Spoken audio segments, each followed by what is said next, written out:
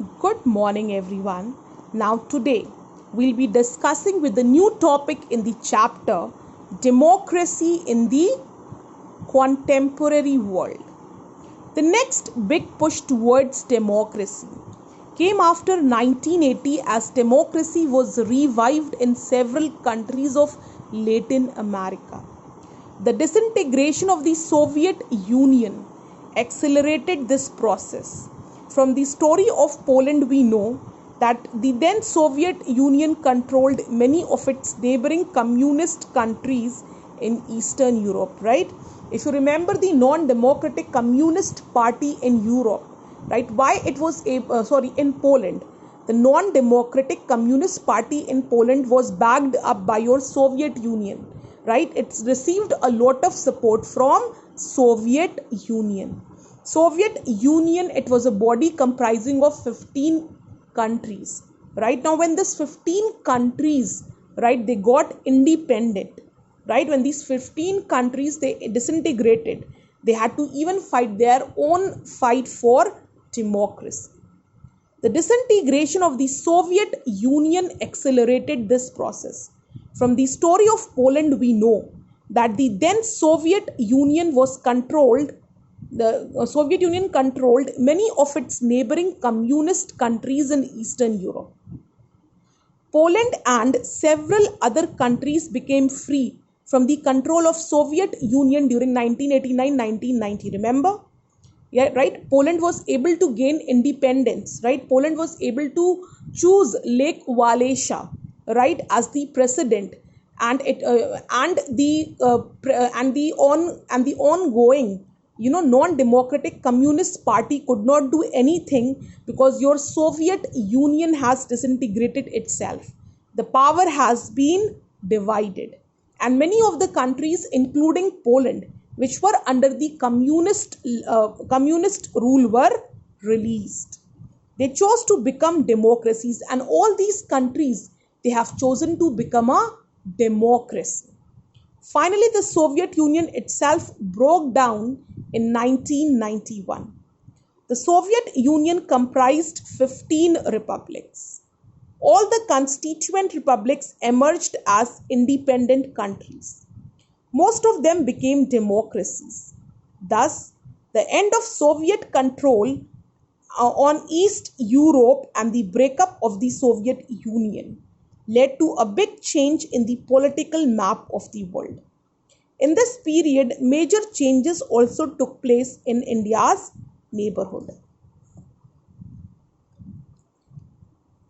Pakistan and Bangladesh made a transition from army rule to democracy in 1990. In Nepal, the king gave up many of his powers to become a constitutional monarch to be guided by electoral leaders. Now, Pakistan and Bangladesh, right? Military dictatorship was there in Pakistan, if you remember. Parvez Musharraf was there. Pakistan was not democratic until and unless, Parvez Musharraf was overthrown away and, normal elections were held in Pakistan. And this happened somewhere in 2005. Bangladesh itself was not democratic but under dictatorship rule.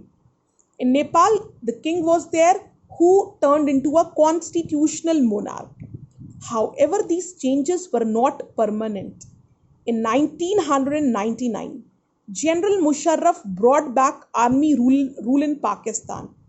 In 2005, the new king of Nepal dismissed the elected government and took back political freedoms that people had won in the previous debate. Yet, the overall trend in this period points to more and more countries turning to democracy. This phase still continues.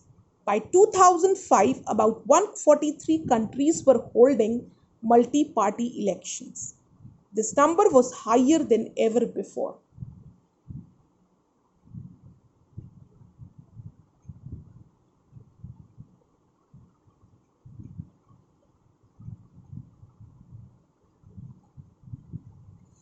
More than 80 previously non-democratic countries have made significant advances towards democracy since 1980. But even today, there are many countries where people cannot express their opinion. They still cannot elect their leaders. They cannot take big decisions about the present and future life.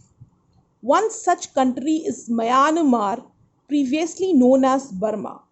It gained freedom from colonial rule in 1948 and became a democracy. But the democratic rule ended in 1962 with a military coup. In 1990, elections were held for the first time after almost 30 years. The National League for Democracy, led by Aung San Suu Kyi, won the election. But the military leaders of Myanmar refused to step down and did not recognize the election results. Indeed, the military put the elected pro democracy rulers, including Suu Kyi, under house arrest. Political activists accused of even the most trivial offences have been jailed. Anyone caught publicly airing views of or issuing statements critical of the regime can be sentenced up to 20 years in prison. Due to coercive policies of the military ruled government in Myanmar, about 6 to 10 lakh people in that country have been uploaded from their homes and have taken shelter elsewhere. Despite being under the house arrest, Suu Kyi continued to campaign for her democracy. According to her, the quest for democracy in Burma is the struggle of the people, a whole to a whole life, meaningful lives as free and equal members of the world community. Her struggle has won international recognition. She has also been awarded the Nobel Peace Prize. Yet, people in Myanmar are still struggling to establish a democratic government in their country. Now, class, you will first of all go through all the slides still here, right? Read this topic once, go through it thoroughly, right? And then again, I'll explain this topic again, right? I'll start my lecture tomorrow again with the same topic, right? Thank you.